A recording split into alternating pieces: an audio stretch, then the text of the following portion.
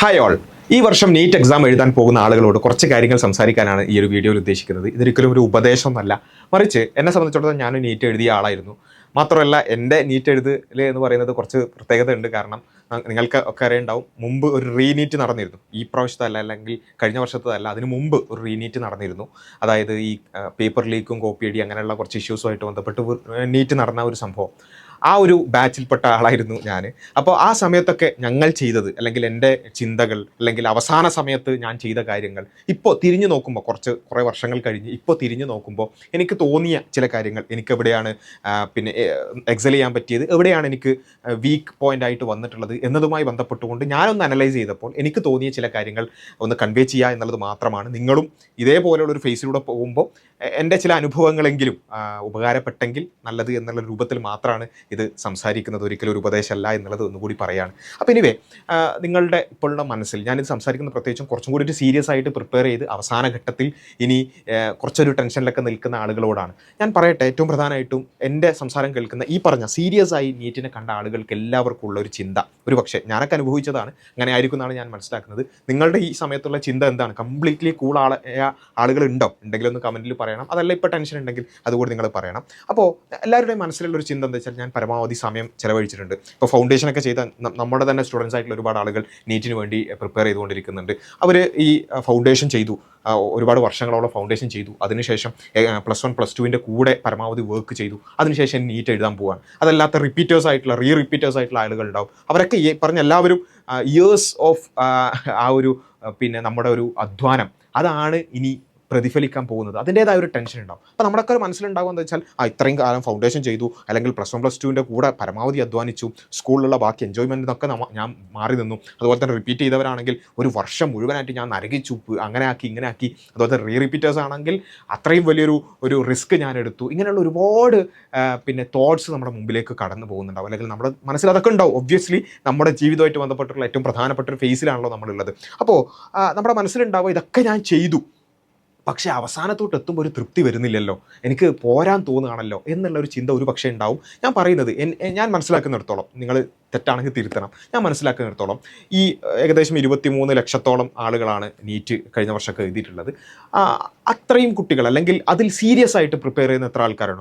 For example ഒരു 15 അല്ലെങ്കിൽ 10 ലക്ഷം കുട്ടികൾ സീരിയസ് ആയിട്ട് അത്യാവശ്യം നന്നായി പ്രിപ്പയർ ചെയ്ത് നീറ്റ് എഴുതുന്നവരുണ്ടെന്ന് വിചാരിക്കുക. ഞാൻ പറയുന്നു, ഈ 15 ലക്ഷം കുട്ടികൾക്കും ഇതേ തോട്ട്സ് തന്നെ ആയിരിക്കും എന്നാണ് ഞാൻ മനസ്സിലാക്കുന്നത്. ഞാൻ സംസാരിച്ച ഏകദേശം എല്ലാവർക്കും ഈ അവസാനത്തോട്ടേക്ക് എത്തുമ്പോൾ ഇങ്ങനെ, ഞാൻ ഇത്രയൊക്കെ ചെയ്തു, ഞാൻ ഒരുപാട് മോക്ക് ടെസ്റ്റ് എഴുതി, അതുപോലെ തന്നെ ഒരുപാട് റിവൈസ് ചെയ്തു, ഒരുപാട് തവണ റിവൈസ് ചെയ്തു, ഒരുപാട് ഷോർട്ട് നോട്ട്സ് വെച്ചിട്ട് റിവൈസ് ചെയ്തു, അല്ലാതെ ചെയ്തു, ഇതൊക്കെ ചെയ്തിട്ടും അവസാനത്തോട്ടേക്ക് എത്തുമ്പോൾ ഞാൻ ചെയ്ത് മതിയായോ, അല്ലെങ്കിൽ ഇനിയും വേണ്ടേ എന്ന ഒരു തോട്ട്സ് ഉണ്ടാവുക എന്നുള്ളത് ഇറ്റ്സ് ക്വൈറ്റ് നോർമൽ. എല്ലാവർക്കും ഉണ്ടാവും എന്നാണ് എനിക്ക് ആദ്യമായി പറയാനുള്ളത്. അതുകൊണ്ട് നിങ്ങൾ വിചാരിക്കേണ്ടത് നിങ്ങൾക്ക് മാത്രമായിട്ടുള്ളൊരു തോന്നലല്ല അവസാനത്തോട്ടുള്ള ഈ ഒരു ടെൻഷൻ, അവസാനത്തോട്ടുള്ള ഈ ഒരു പ്രശ്നം എന്നുള്ളത് ആദ്യം മനസ്സിലാക്കുക എന്നുള്ളതാണ് ഒന്നാമത്തെ ഒരു പോയിൻ്റായിട്ട് ഞാൻ പറയാനുള്ളത്. ഇനി ഞാൻ പറയട്ടെ, ഇങ്ങനെ ഈ ടെൻഷൻ, അല്ലെങ്കിൽ ഇങ്ങനെ ഒരു സാറ്റിസ്ഫാക്ഷൻ കുറവ് എന്ന് പറയുന്നത് എല്ലാവർക്കും ഉണ്ടാവും. പക്ഷെ ഞാൻ പറയട്ടെ, നിങ്ങൾ ഇത്രയും കാലം വർക്ക് ചെയ്തതൊക്കെ ഇറ്റ്സ് ഗോണ കൗണ്ട്. അതൊക്കെ അതൊക്കെ നമുക്ക് ഉപകാരപ്പെടുന്ന രൂപത്തിലേക്ക് വരും. പക്ഷെ അതിനൊക്കെ അപ്പുറത്ത് ഇനി അങ്ങോട്ട് ഏതാനും ദിവസങ്ങൾ മാത്രമാണുള്ളത്.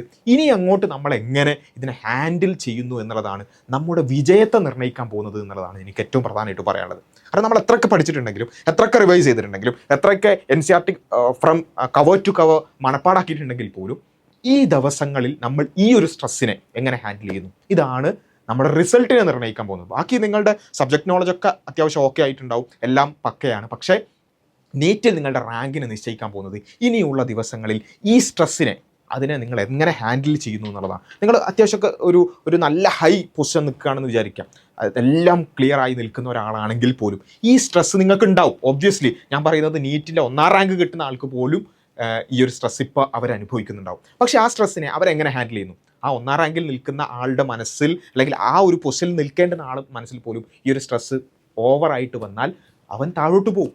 ഇനി കുറച്ചൊക്കെ ഒരു ആവറേജിലാണ് നിങ്ങൾ നിൽക്കുന്നതെങ്കിൽ പോലും ഈ സ്ട്രെസ്സിനെ എഫക്റ്റീവ്ലി നിങ്ങൾക്ക് മാനേജ് ചെയ്യാൻ പറ്റുകയാണെന്നുണ്ടെങ്കിൽ നിങ്ങൾക്ക് എന്ത് ചെയ്യാൻ പറ്റും? ഏറ്റവും മുന്നിലേക്ക് വരാനും സാധിക്കും. എങ്ങനെ നിങ്ങൾ ഈ തോട്ട്സിനെ, എങ്ങനെ നിങ്ങൾ ഈ ചിന്തയെ ഹാൻഡിൽ ചെയ്യുന്നു എന്നുള്ളതാണ് നമ്മുടെ റിസൾട്ടിനെ നിർണ്ണയിക്കാൻ പോകുന്നത്. ഇതിൽ ഏറ്റവും പ്രധാനമായിട്ടും വരാൻ പോകുന്ന ഒരു കാര്യം ഫാറ്റിഗ് തന്നെയാണ്. അപ്പോൾ ഞാൻ ഈ പറഞ്ഞതുപോലെ റീനീറ്റിൻ്റെ ഒരു ഇരയാണ്, അല്ലെങ്കിൽ ഒരു വിക്റ്റിമാണെന്ന് വേണമെങ്കിൽ പറയാം. നമ്മൾ അത്യാവശ്യം നന്നായി പഠിച്ച് ആ ഒരു നീറ്റിൻ്റെ സമയത്തേക്ക് പ്രിപ്പയർ ചെയ്യുന്നു, പിന്നെ അവസാനം കുറേ പ്രശ്നങ്ങൾ വരുന്നു, അങ്ങനെ മുന്നോട്ട് പോകുന്നു. അപ്പോൾ ഒക്കെ സംഭവിക്കുന്നൊരു പ്രശ്നം എന്താ വെച്ചാൽ, ഞാൻ ഇത്രയൊക്കെ പഠിച്ചു എന്നിട്ട് വീണ്ടും അല്ലെങ്കിൽ അവസാനത്തോട്ടുള്ള ഈ ഒരു പ്രശ്നം, അല്ലെങ്കിൽ ആ ഒരു അവസാനത്തോട്ട് എത്തുമ്പോൾ ഒരു ഫറ്റീഗ്, നമ്മുടെ മെൻ്റൽ ഫറ്റീഗ് എത്തുക എന്നുള്ളത് വലിയൊരു പ്രശ്നമാണ്. അപ്പോൾ നമ്മൾ മനസ്സിലാക്കേണ്ട കാര്യം വെച്ചാൽ, നമ്മൾ ഇത്രയും മാസങ്ങൾ അല്ലെങ്കിൽ ഇത്രയും വർഷങ്ങൾ എന്ത് ചെയ്തു എന്നുള്ളത് എവിടെയും ഓഡിറ്റ് ചെയ്യപ്പെടുന്നില്ല. നിങ്ങൾ എത്ര ദിവസം രാവിലെ 3:30 എഴുന്നേറ്റ് പഠിച്ചു, 2 മണിക്ക് എഴുന്നേറ്റ് പഠിച്ചു, എത്ര ദിവസം നിങ്ങൾ രാത്രി 1 മണി വരെ ഇരുന്ന് പഠിച്ചു, ഇതൊന്നും ആർക്കും അറിയില്ല, ആർക്കും അറിയണ്ട അല്ലേ.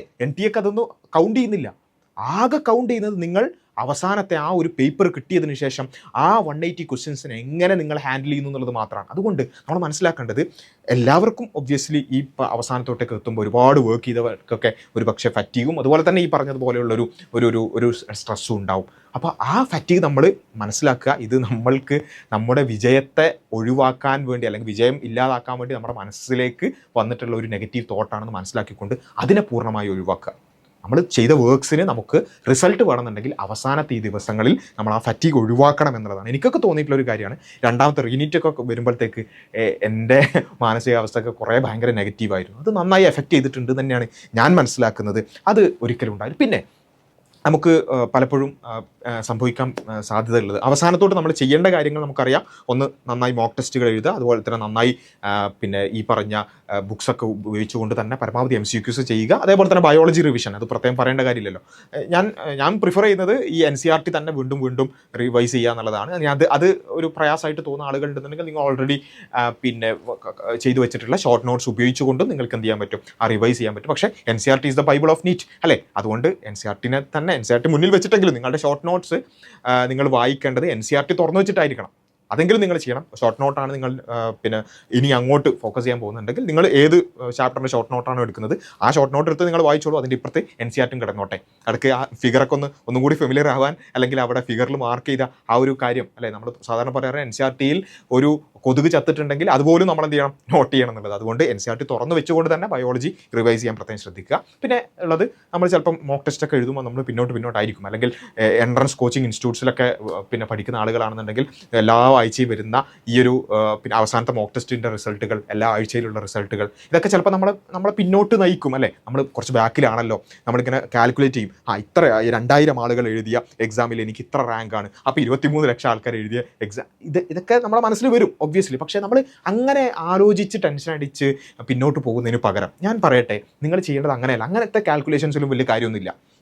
അവസാനത്തോട്ടേക്ക് ഈ പറഞ്ഞ മുകളിലുള്ള കുറേ ആൾക്കാർ താഴോട്ടും, താഴെയുള്ള കുറേ ആൾക്കാർ മുകളിലേക്കും വരും. എങ്ങനെ, വാട്ട് ഡിപ്പെൻഡ്സ് ഓൺ ഇറ്റ്, എന്താണ് അതിനെ പിന്നെ അതിനെ നയിക്കുന്ന ഫാക്ടർ എന്താണ്? ഞാൻ നേരത്തെ പറഞ്ഞ സ്ട്രെസ്സിനെ ഹാൻഡിൽ ചെയ്യുക എന്നുള്ളതാണ്. അപ്പോൾ അവിടെ നമുക്ക് ചെയ്യാനുള്ളത് കുറച്ചും കൂടി ഒരു ഒബ്ജക്റ്റീവായി, കുറച്ചും കൂടി റാഷണലായ ഒരു ഡിസിഷൻ എടുക്കുക. അതെന്താണെന്ന് ചോദിച്ചാൽ, നമ്മൾ മോക്ക് ടെസ്റ്റ് എഴുതുന്നുണ്ടല്ലോ, ആ മോക്ക് ടെസ്റ്റ് എഴുതുമ്പോൾ അല്ലെങ്കിൽ നമ്മൾ ഈ പ്രാക്ടീസ് ക്വസ്റ്റ്യൻസ് ചെയ്യുമ്പോൾ നമ്മളൊന്ന് ഫോക്കസ് ചെയ്ത് ചെയ്യുക. അതായത് ബയോളജി ഒന്ന് എഴുതി നോക്കാം.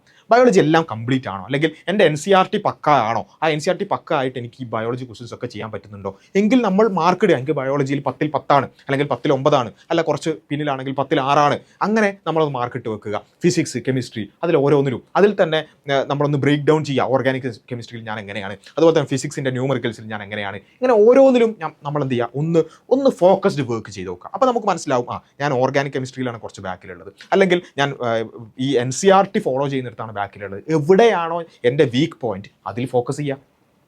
അതല്ലാതെ മൊത്തത്തിൽ വീണ്ടും ഇങ്ങനെ നമ്മൾ ചെയ്തുകൊണ്ടിരിക്കുക, നമ്മുടെ ഹൈ പോയിന്റ്സ് തന്നെ വീണ്ടും ഹൈ ആക്കിക്കൊണ്ടിരിക്കുക എന്നുള്ളതിൽ കാര്യമില്ല. നമ്മൾ എല്ലാം ഏകദേശം ഒരു എബോവ് ആവറേജിലേക്ക് എത്തിക്കണം അല്ലേ. അപ്പോൾ അതുകൊണ്ട് ഫോക്കസ് ചെയ്യുക, എവിടെയാണ് പ്രശ്നം എന്ന് ഐഡൻറ്റിഫൈ ചെയ്യുക, അവിടെ വർക്ക് ചെയ്യുക എന്നുള്ളതാണ് ഏറ്റവും കൂടുതൽ കാര്യം എന്നുള്ളത് പ്രത്യേകം മനസ്സിലാക്കുക. ആ രൂപത്തിലുള്ളൊരു വർക്ക് ചെയ്യുക. ഒരു നിലക്കും ഈ ഒബ്വിയസ്ലി സ്ട്രെസ് അടിക്കേണ്ടില്ല, അല്ലെങ്കിൽ ടെൻഷൻ വേണ്ടാന്നും പറയുന്നതിൽ ഒരു കാര്യമില്ല. എനിക്കും അറിയാം, ഞാനും അതിലൂടെ കടന്നുപോയ ആളാണ്. ടെൻഷൻ ഉണ്ടാവും, സ്ട്രെസ് ഉണ്ടാവും, പക്ഷേ അതിനെ എഫക്റ്റീവ്ലി മാനേജ് ചെയ്യുക. അതിൻ്റെ കൂടെ നമ്മൾ ഈ എരുതിയിൽ എണ്ണ വയ്ക്കുക എന്നൊക്കെ പറയുമല്ലോ. അപ്പോൾ ഈ സ്ട്രെസ് കൂട്ടാൻ വരുന്ന കുറേ ആൾക്കാരുണ്ട്, അവരെ പരമാവധി ഒന്ന് എന്ത് ചെയ്യുക, ഒഴിവാക്കാൻ നോക്കുക അല്ലേ. നമ്മുടെ കൂടെ റിപ്പീറ്റ് ചെയ്യുകയൊക്കെ ചെയ്യുകയാണെങ്കിൽ കൂടെ റിപ്പീറ്റ് ചെയ്യുന്നവർ, അല്ലെങ്കിൽ പിന്നെ അങ്ങനെ പല ആൾക്കാരും നമ്മളോട് അവരൊക്കെ ഭയങ്കര പഠിച്ചിട്ടുണ്ട്, അവർ എപ്പോഴും ഫസ്റ്റ് റാങ്കാണ്, അങ്ങനെയാണ് ഇങ്ങനെയാണ് എന്നൊക്കെ പറയുന്ന കുറേ ആളുകളുണ്ടാവും. പക്ഷേ അവരൊക്കെ പരമാവധി നമ്മൾ എന്ത് ചെയ്യുക, മാറ്റി വെക്കുക. ഓൾറെഡി നമുക്ക് അത്യാവശ്യത്തിന് സ്ട്രെസ്സും ടെൻഷനൊക്കെ നമുക്ക് തന്നെ ഉള്ളിൽ തന്നെ ഉണ്ടല്ലോ, പുറത്തൊരാൾ കൂടി തരേണ്ട കാര്യം. അപ്പോൾ അവസാനത്തെ ദിവസങ്ങളിൽ അല്ലെങ്കിൽ ഇനി അങ്ങോട്ടുള്ള ദിവസങ്ങളിൽ അത്തരം കാര്യങ്ങൾക്ക് പരമാവധി ചെവി കൊടുക്കാതിരിക്കുക എന്നുള്ളത് വളരെ ഇമ്പോർട്ടൻ്റ് ആണ്. കിട്ടുമോ എന്ന് ചോദിക്കുന്നവരോട് ആ നിലക്ക് തന്നെ നമ്മൾ കുറച്ച് സ്റ്റേൺ ആയിട്ട് തന്നെ അതിന് മറുപടി പറയേണ്ടുന്ന ദിവസങ്ങൾ തന്നെയാണ് ഇനിയുള്ളത്. കാരണം ഇത് അങ്ങനെയുള്ളൊരു എക്സാമാണ്, അത്രയും കോമ്പറ്റീറ്റീവ് ആയിട്ടുള്ളൊരു എക്സാമാണ്. അതിൻ്റെ സ്ട്രെസ്സ് നമുക്ക് തന്നെ ഉണ്ട്, അത് പുറത്തും കൂടി കിട്ടേണ്ടതില്ല എന്നുള്ളതാണ്. പിന്നെ അവസാനത്തെ ദിവസങ്ങളിലേക്ക് പോകുമ്പോൾ നമ്മൾ ശ്രദ്ധിക്കേണ്ടുന്ന കാര്യങ്ങൾ കൃത്യമായി ശ്രദ്ധിച്ച് തന്നെ പോകുക. നമ്മുടെ ഡോക്യുമെൻറ്റ്സും മറ്റു കാര്യങ്ങളെല്ലാം നേരത്തെ തന്നെ റെഡിയാക്കി വെക്കുക. തലേ ദിവസം മൊത്തത്തിലൊന്ന് ഓടിച്ചു പോകാനുള്ള റിവൈസ് ചെയ്യാനുള്ള സമയം കൊണ്ടുപോയിട്ട് നമ്മൾ ഹാൾ ടിക്കറ്റ് പ്രിൻറ്റ് ചെയ്യാനും അതുപോലെ തന്നെ ഫോട്ടോ ഒട്ടിക്കാനും ഒക്കെ ആയിട്ട് നടക്കുക എന്ന് പറയുന്നത് എത്ര പ്രയാസകരമായ നേരത്തെ തന്നെ ചെയ്തു വെക്കാം. നമുക്ക് ചെയ്യാൻ പറ്റുന്ന കാര്യങ്ങളൊക്കെ നേരത്തെ തന്നെ ചെയ്തു വെക്കുക എന്നുള്ളത് വളരെ ഇമ്പോർട്ടൻ്റ് ആണ്. അവസാനത്തെ ടെൻഷൻ ഒഴിവാക്കുക. എക്സാമിൻ്റെ തലേ ദിവസത്തതും അതുപോലെ തന്നെ അന്ന് രാവിലേക്കുള്ള ടെൻഷൻസൊക്കെ പരമാവധി ഒഴിവാക്കുക. നല്ല യാത്ര ഉണ്ടെങ്കിൽ പരമാവധി അടുത്തുള്ള വല്ല റൂമൊക്കെ ബുക്ക് ചെയ്ത് അങ്ങനെ തന്നെ ചെയ്യാൻ ശ്രമിക്കുക. പിന്നെ എക്സാമിൻ്റെ അന്നുള്ള ഫുഡ് പോലെയുള്ള കാര്യങ്ങളൊക്കെ പ്രത്യേകം ശ്രദ്ധിക്കുക. അന്ന് ടോയ്ലറ്റ് പോകാൻ മറക്കരുത്. അതുപോലെ തന്നെ വെള്ളം കുടിച്ചുകൊണ്ട് തന്നെ അങ്ങനെ ആ നിലക്കുള്ള കാര്യങ്ങളൊക്കെ ശ്രദ്ധിക്കാൻ പ്രത്യേകം ശ്രദ്ധിക്കുക. ആ രൂപത്തിൽ ഏറ്റവും നല്ല രൂപത്തിൽ ഇനി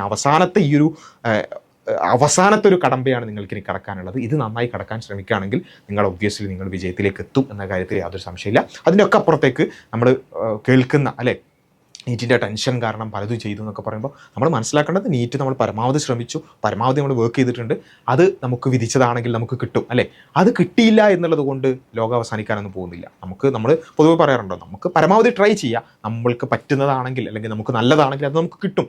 ഇല്ലെങ്കിൽ ഇനിയും ഒരുപാട് ഓപ്ഷൻസ് ഉണ്ട്. NEET is just one option അല്ലേ. അതിനപ്പുറത്തേക്കുള്ള ഒരുപാട് സാധ്യതകളുണ്ട്. ഇത് കഴിഞ്ഞാലും നമുക്ക് ജീവിതമുണ്ട്, ഇത് കഴിഞ്ഞാലും നമുക്ക് സന്തോഷങ്ങളുണ്ട്, ഇത് കഴിഞ്ഞാലും നമുക്ക് എൻജോയ്മെൻറ്റുകളുണ്ട്. അതൊക്കെ നമ്മുടെ ജീവിതത്തിൽ നമുക്ക് കടന്നു വരാനിരിക്കുന്ന ഒരു കാര്യമാണ്. അതുകൊണ്ട് ഇത് മാത്രമാണ് ലോകം, ഇത് മാത്രമാണ് ജീവിതം എന്ന രൂപത്തിലേക്ക് കൂടി നമ്മുടെ ചിന്തകൾ പോകാതെ നോക്കണം എന്നുള്ളത് പ്രത്യേകം പറയാണ്. അപ്പോൾ അതുകൊണ്ട് ഇത്തരം കാര്യങ്ങളൊക്കെ ഒന്ന് ശ്രദ്ധിച്ച് മനസ്സിനെ കുറച്ചുകൂടിയൊക്കെ ഒന്ന് കൂളാക്കി ഫോക്കസ്ഡ് വർക്ക് ചെയ്യാൻ ഇനി നമുക്ക് പറ്റണം എന്നുണ്ടെങ്കിൽ ഈ പറഞ്ഞതുപോലെ സ്ട്രെസ്സിനെ എഫക്റ്റീവ്ലി ഹാൻഡിൽ ചെയ്യണം.